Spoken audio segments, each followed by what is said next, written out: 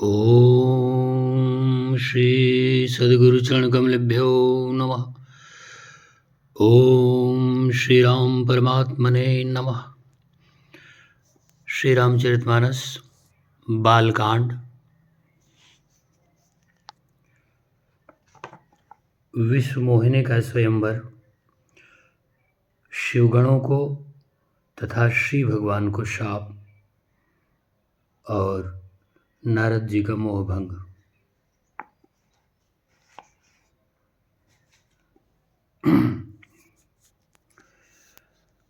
बिरचे उमग महुनगर 23 जोजन विस्तार। श्रीनिवासपुर ते अधिक रचना विविध प्रकार। बसहि नगर सुंदर नर नारी। जनु बहु मन सिज रति तनुधारी। ते पुर बसई शील निधि राजा। अगणित हय गय सेन समाजा। सत सुरेश सम विभव विलासा। रूप तेज बल नीति निवासा। विश्वमोहिनी तास कुमारी। श्री विमोह जिसु रूप निहारी। सोई हरि माया सब गुण खानी। शोभा तासु की जाई बखानी। करई स्वयंवर सो नृप बाला। आए तह अगणित महिपाला। मुनि कौतुकी नगर जेते गयऊ। पुरवासिन सब पूछत भयऊ। सुनि सब चरित भूप गृह आए। करि पूजा नृप मुनि बैठाए। आन दिखाई नारद ही भूपति राजकुमारी। लक्षण तासु बिलो कहूँ नाथ गुण दोष सब। एहि के हृदय विचारी। उस हरिमाया ने रास्ते में 100 योजन 400 कोस का एक नगर रचा। उस नगर की भांति भांति की रचनाएं श्रीनिवासपुर भगवान श्री हरि विष्णु के नगर वैकुंठ से भी अधिक सुंदर थीं। उस नगर में ऐसे सुंदर नर नारी बसते थे मानो बहुत से कामदेव और उसकी स्त्री रति ही मनुष्य शरीर धारण किए हुए हों।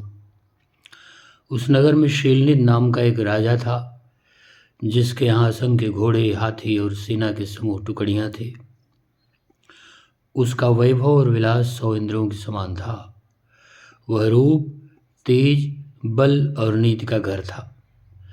उसके विश्वमोहिनी नाम की एक ऐसी रूपवती कन्या थी जिसके रूप को देखकर लक्ष्मी जी भी मोहित हो जाएं। वह सब गुणों की खान भगवान की ही माया थी। उसकी शोभा का वर्णन कैसे किया जा सकता है। वह राजकुमारी स्वयंवर करना चाहती थी। इससे वहाँ अगणित राजा आए हुए थे। खिलवाड़ी मुनि नारद जी उस नगर में गए और नगर निवासियों से उन्होंने सब हाल पूछा। सब समाचार सुनकर वे राजा के महल में आए। राजा ने पूजा करके मुनि को आसन पर बैठाया। फिर राजा ने राजकुमारी को लाकर नारद जी को दिखलाया और पूछा कि हे नाथ, आप अपने हृदय में विचार कर इसके सब गुण दोष कहिए।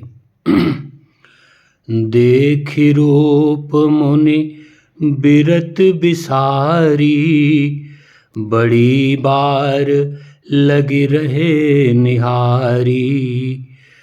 लक्षण तास बिलोक भुलाने, हृदय हरस नहीं प्रगट बखाने। जो यही बरई अमर सोई होई, समर भूमि तेई जीत न कोई। सेवई सकल चराचर ताही, बरई सील निधि कन्या जाही। लक्षण सब बिचारी उर राखे, कछुक बनाई भूप सन भाखे। सुता सुलक्षण कही नृप पाही, नारद चले सो चुमन माही। करौ जाई जोई जतन बिचारी, जेहि प्रकार मोहि बरय कुमारी। जप तप कछु न होई तेहि काला, हे विधि मिलई कवन विधि बाला।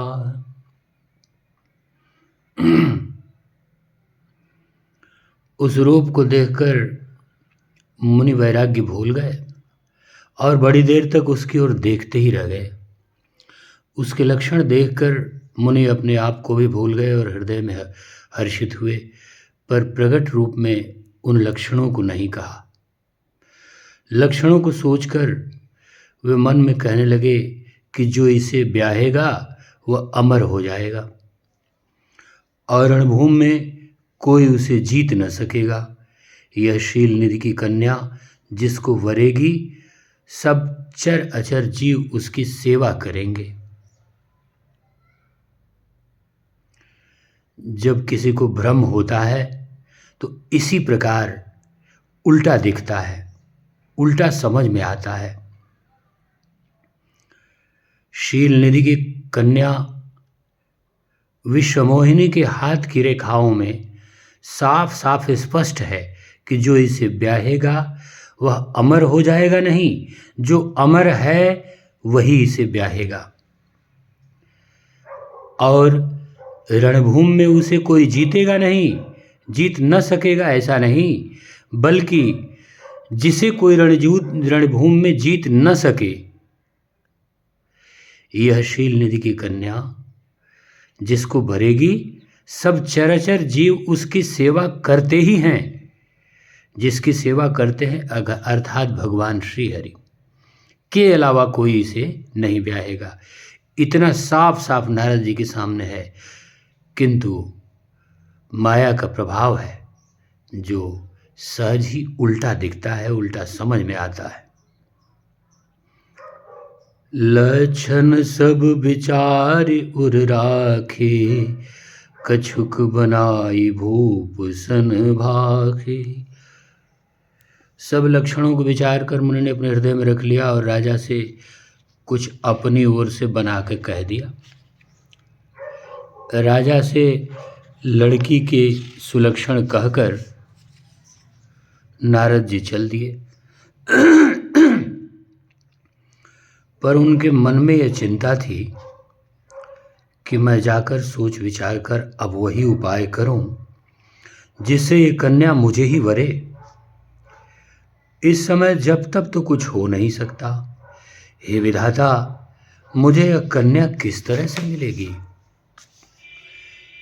एहि अवसर चाहिए परम, शोभा रूप विशाल। जो बिलो किरे जय कुंवरी, तब मेले जयमाल। हरिसन मागौ सुंदरताई, होई जात गहर अति भाई। मोरे हित हरिसम को ना नहीं को, एहि अवसर सहाय सोई हो। बहुविधि विनय कीन तेहि काला, प्रगटेउ प्रभु कौतुकी कृपाला। प्रभु बिलोकि मुनि नयन जुड़ाने, होय काज हिये हरसाने। अति आरती कही कथा सुनाई, करऊं कृपा करि हों सहाई। आपन रूप देव प्रभु मोहि, आन भांति नहीं पावऊं ओहि। जेहि विधि होई नाथ हित मोरा, जेहि विधि नाथ होई हित मोरा। करऊं सो बेग दास मैं तोरा। निज माया बल देखि विशाला, हिय हँसि बोले दीन दयाला। जेहि विधि होई परम हित, नारद सुनऊ तुम्हार। सोई हम करब नयान, कछु बचन न मृषा हमार।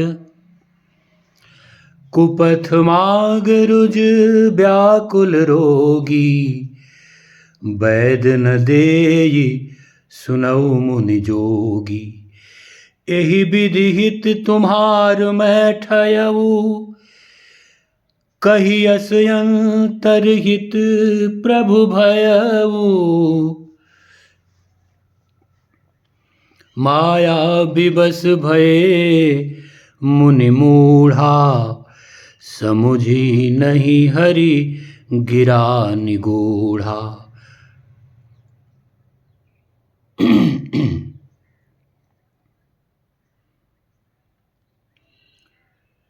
इस समय तो बड़ी भारी शोभा और विशाल रूप, सुंदर रूप चाहिए, जिसे देखकर राजकुमारी मुझ पर रीझ जाए, प्रसन्न हो जाए और तब जयमाला मेरे गले में डाल दे।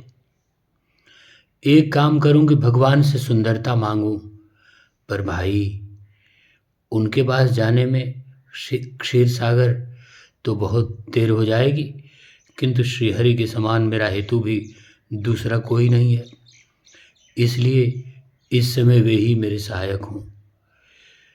उस समय नारद जी ने भगवान से बहुत प्रकार से विनती की, भगवान की बहुत प्रकार से विनती की।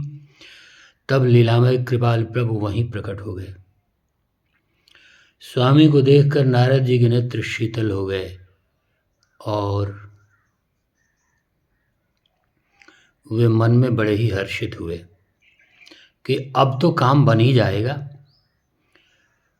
नारद जी ने बहुत आर्त दीन होकर सब कथा कह सुनाई और प्रार्थना की कि कृपा कीजिए और कृपा करके मेरे सहायक बनिए। हे प्रभु, आप अपना रूप मुझको दे दीजिए और किसी प्रकार मैं उस राजकन्या को नहीं पा सकता। हे नाथ, हे स्वामी, जिस तरह मेरा हित हो आप वही शीघ्र कीजिए। मैं आपका दास हूं। अपनी माया का विशाल रूप देखकर दीन दयालु भगवान मन ही मन हंसकर बोले, हे नारद जी सुनो, जिस प्रकार आपका परम हित होगा हम वही करेंगे, दूसरा कुछ नहीं। हमारा वचन असत्य नहीं होता। हे योगी मुनि सुनिए, रोग से व्याकुल रोगी कुपथ्य मांगे तो वैद्य उसे नहीं देता। इसी प्रकार मैंने भी तुम्हारा हित करने की ठान ली। ऐसा कहकर भगवान अंतर्धान हो गए। भगवान की माया के वशीभूत मुनि ऐसे मूढ़ हो गए कि भगवान की अस्पष्ट वाणी को भी नहीं समझ सके।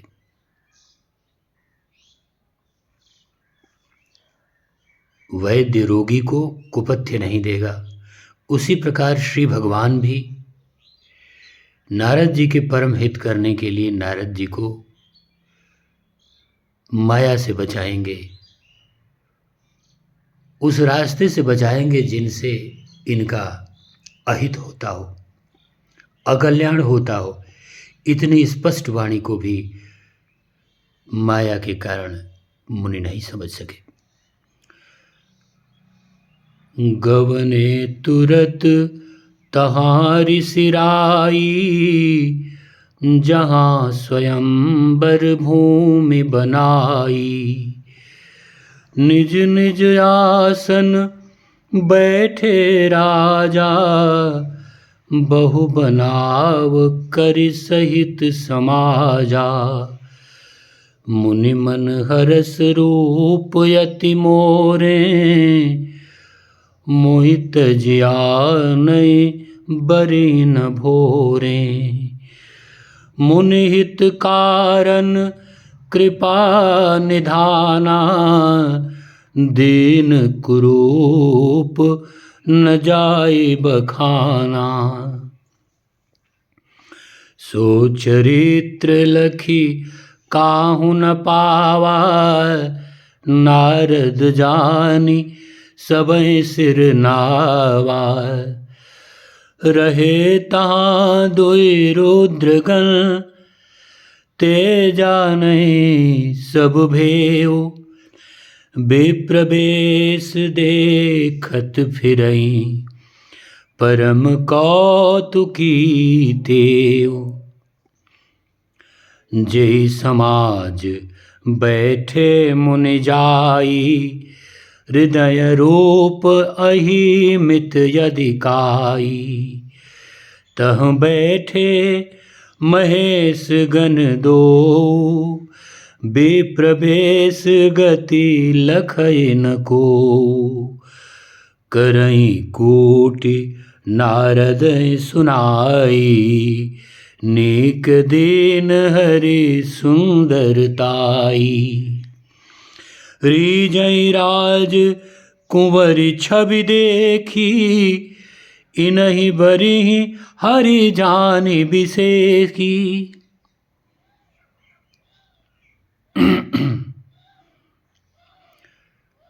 ऋषिराज नारद जी तुरंत वहाँ गए जहाँ स्वयंवर की भूमि बनाई गई थी।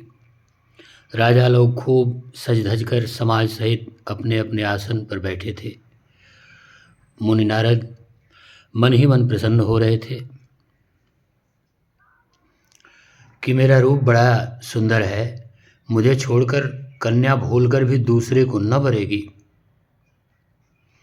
कृपानिधान भगवान ने मुनि के कल्याण के लिए उन्हें ऐसा कुरूप बना दिया जिसका वर्णन नहीं हो सकता, पर यह चरित्र कोई भी न जान सका। सबने उन्हें नारद ही जानकर प्रणाम किया। वहाँ दो शिवजी के गण थे, वे भी बड़े मौजी थे।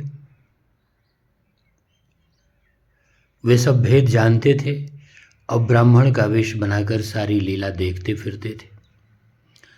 नारद जी अपने हृदय में रूप का बड़ा अभिमान लेकर जिस समाज पंक्ति में जाकर बैठे,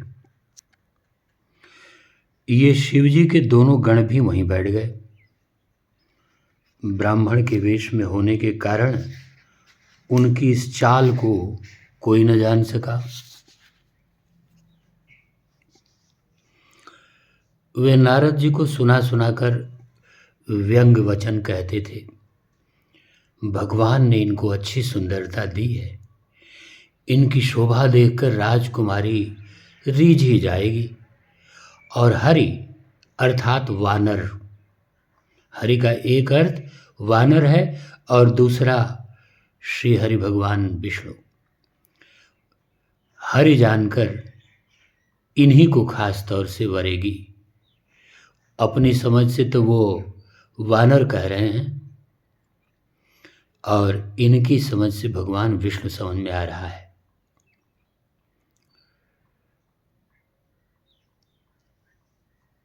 जानकर खास तौर से ही नहीं भरेगी। मुनि ही मोह मन हाथ पराए, हंसहि शंभुगन अति सचुपाए। जदपि सुनई मुनि अटपटि बानी, समुझि न परई बुद्धि भ्रम सानी। काहु न लखासो चरित विशेषा, सो स्वरूप नृप कन्या देखा। मरकट बदन भयंकर देही, देखत हृदय क्रोध भातेहि। सखी संग लै कुंवरी तब चली जनु राज मराल। देखत फिरई महीप सब, कर सरोज जयमाल।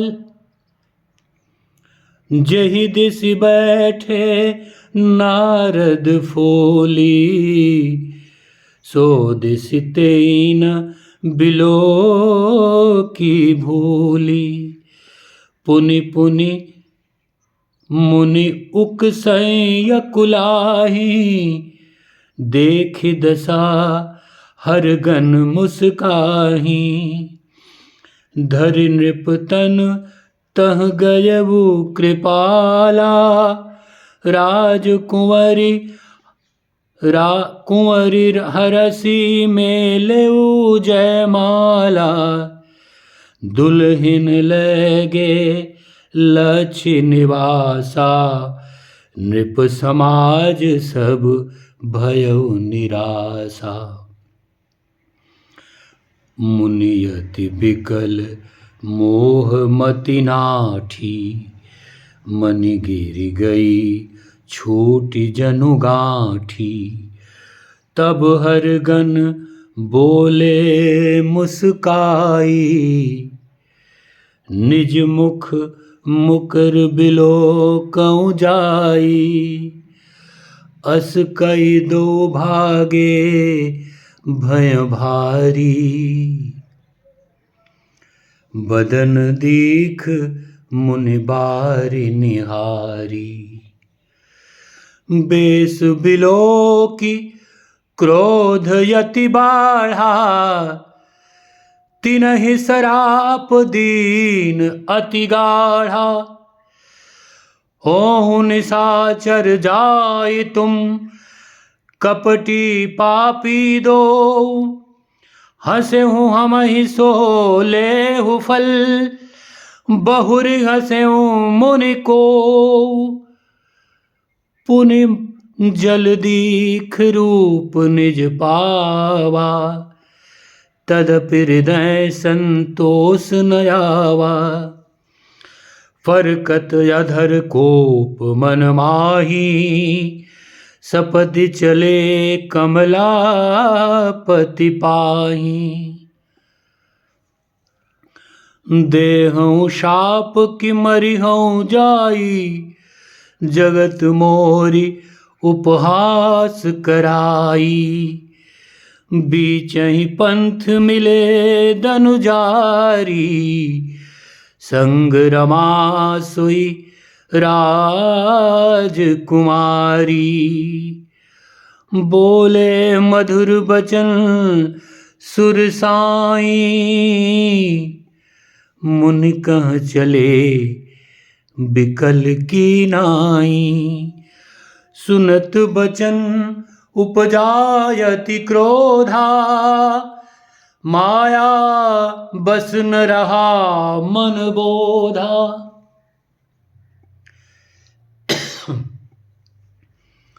पर संपदा सकहु नहीं देखी, तुम्हारे ईर्षा कपट विशेषी। मथत सिंधु रुद्र बौरायऊ, सुरन प्रेरी विषपान करायो, असुर सुरा विष संकरई, आप रमा मन चारु, स्वार्थ साधक कुटिल तुम, सदा कपट व्यवहारु। परम स्वतंत्र न सिर पर कोई, भावई मनई करऊ तुम सोई। भल ही मंद मंदे भल करहु, विस्मय हरस नय कछु धरहु। डहकी डहकी परचेउ सब काहू, अति असंक मन सदा उछाहू। कर्म शुभाशुभ तुमहि न बाधा, अब लगी तुमहि न काहू साधा। भले भवन अब बायन दीना, पावहुँगे फल आपन कीना। बंचेहु मोई जवन धरि देहा, सोई तन धरऊ शाप मम एहा। कपियाकृत तुम कीन हमारी, करिहई कीस सहाय तुम्हारी। मम अपकार कीन तुम भारी, नारी बिरह तुम शोभ दुखारी। शाप शीस धरि हर सिंह, प्रभु बहु बिनती कीन। निज माया के प्रबलता, करस कृपा निधि लीन।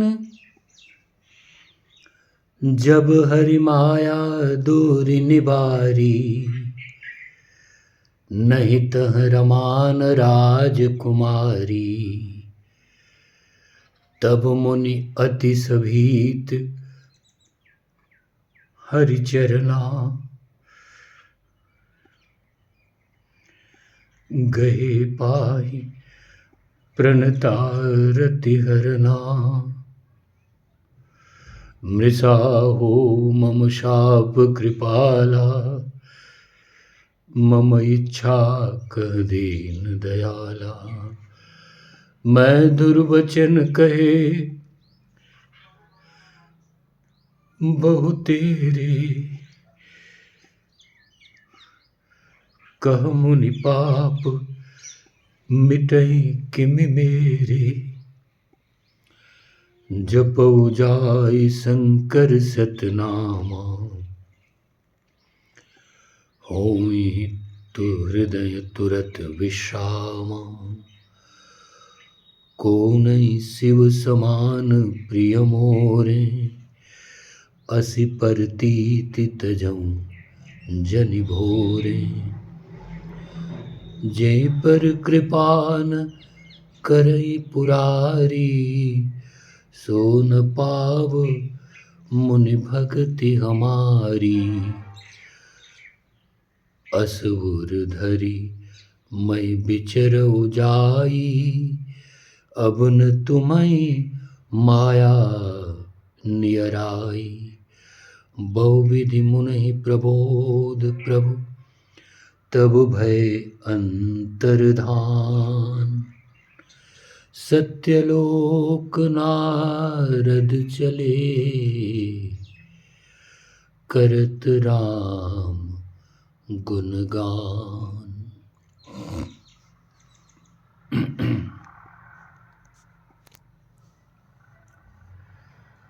मुनि ने कहा, तुम दूसरों की संपदा नहीं देख सकते, तुम्हारे ईर्ष्या और कपट बहुत हैं। समुद्र मथते समय तुमने शिवजी को बावला बना दिया।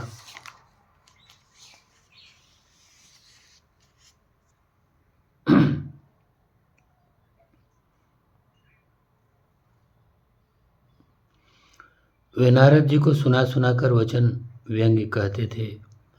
भगवान ने इनको अच्छी सुंदरता दी है, इनकी शोभा देखकर राजकुमारी रह जाएगी और हरि जानकर इन्हीं को खास तौर से भरेगी। नारद मुनि को मोह हो रहा था क्योंकि उनका मन दूसरे के हाथ में माया के वश में था। शिव जी के गण बहुत प्रसन्न होकर हंस रहे थे। यद्यपि मुनि उनकी अटपटी बातें सुन रहे थे, पर बुद्धि भ्रम में सनी हुई होने के कारण वे बातें उनकी समझ में नहीं आती थीं।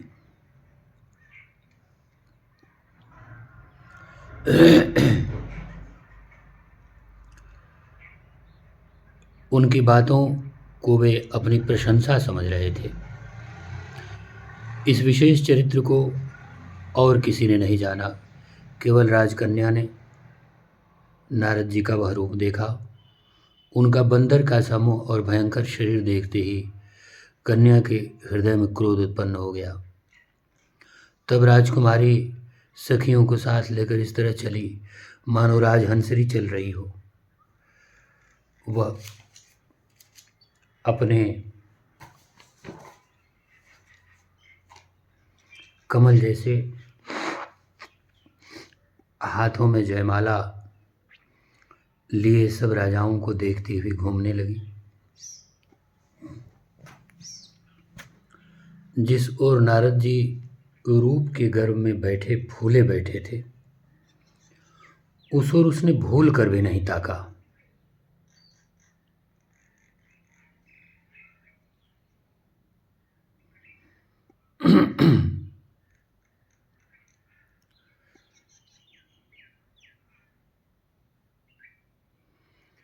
जिस ओर नारद जी बैठे हुए थे, उसने उस ओर भूल कर भी नहीं देखा। नारद मुनि बार बार उचकते और छटपटाते हैं, भीतर ही भीतर अकुलाते हैं। उनकी दशा देखकर शिव जी के गण मुस्कुराते हैं।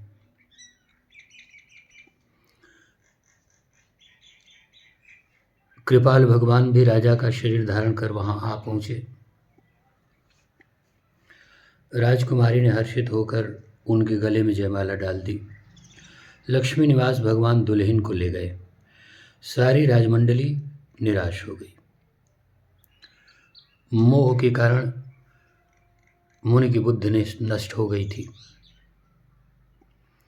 इससे वे राजकुमारी को गई देख बहुत ही विकल हो गए, मानो गांठ से छूटकर मणि गिर गई हो और खो गई हो। तब शिव जी के गणों ने मुस्कुराकर कहा, जाकर दर्पण में अपना मुख तो देखिए। ऐसा कहकर वे दोनों बहुत भयभीत होकर भागे। मुनि ने जल में झांक कर अपना मुंह देखा। अपना रूप देखकर उनका क्रोध बहुत बढ़ गया। उन्होंने शिव जी के उन गणों को अत्यंत कठोर शाप दिया, तुम दोनों कपटी और पापी जाकर राक्षस हो जाओ। तुमने हमारी हंसी की, उसका फल चखो। अब फिर किसी मुनि की हंसी करना।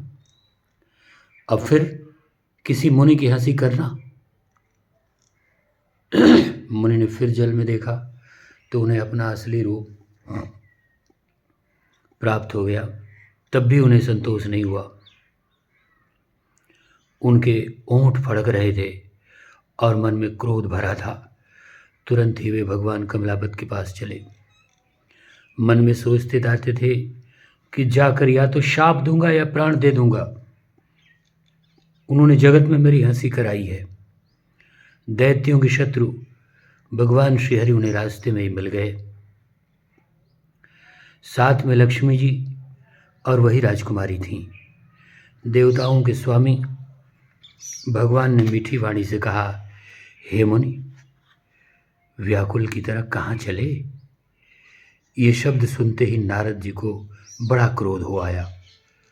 माया के वशीभूत उन्होंने होने के कारण मन में चेत नहीं रहा।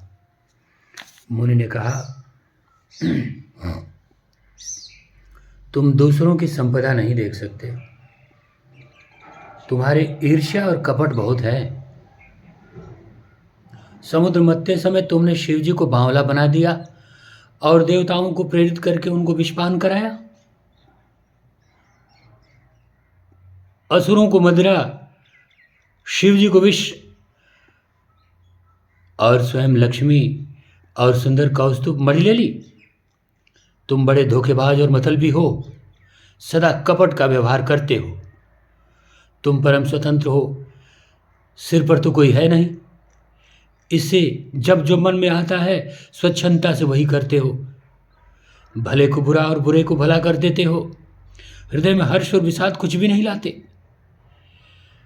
सबको ठग ठग कर परख गए हो और अत्यंत निडर हो गए हो।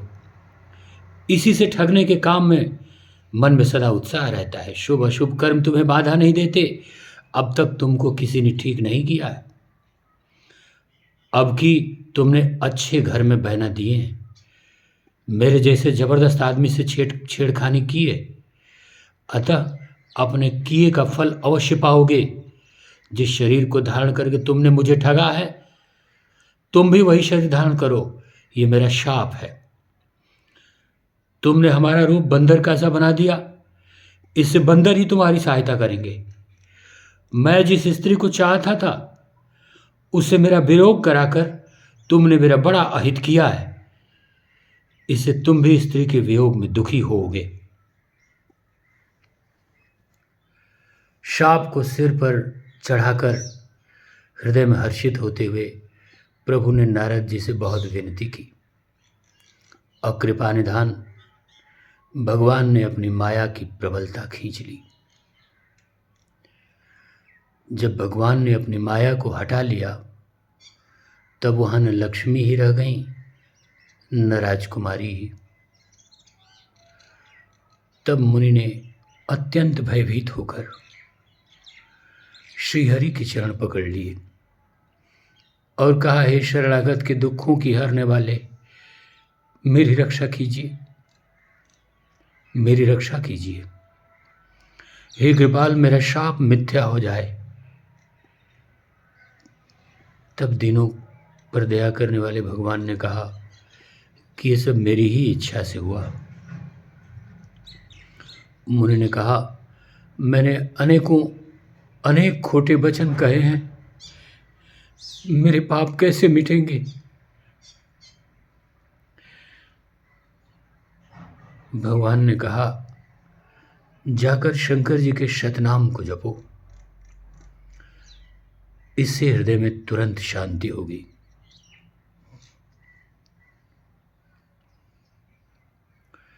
शिव जी के समान मुझे कोई प्रिय नहीं है। इस विश्वास को भूल कर भी न छोड़ना। हे मुनि, पुरारी शिव जी जिस पर कृपा नहीं करते वो मेरी भक्ति नहीं पाता।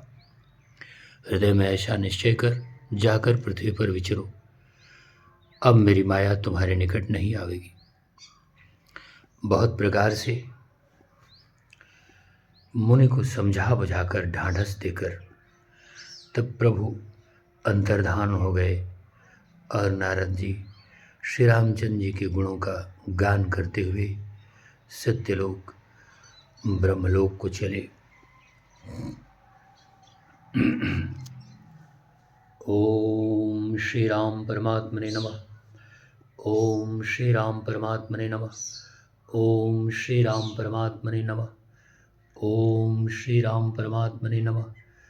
ओम श्री राम परमात्मने नमः। ओम श्री राम जय जय राम। श्री राम जय जय राम। श्री राम जय जय राम। श्री राम जय जय राम। श्री राम जय जय राम। श्री राम जय जय राम। श्री राम जय जय राम। श्री राम जय जय राम। श्री राम जय जय राम। त्वमेव माता च पिता त्वमेव बन्धोश्च सखा त्वमेव त्वमेव विद्याद्रविणं त्वमेव त्वमेव सर्वं मम देवदेव त्वमेव सर्वं मम देवदेव त्वमेव सर्वं मम देवदेव। ॐ श्री रामचन्द्राय नमः। ॐ श्री राम परमात्मने नमः।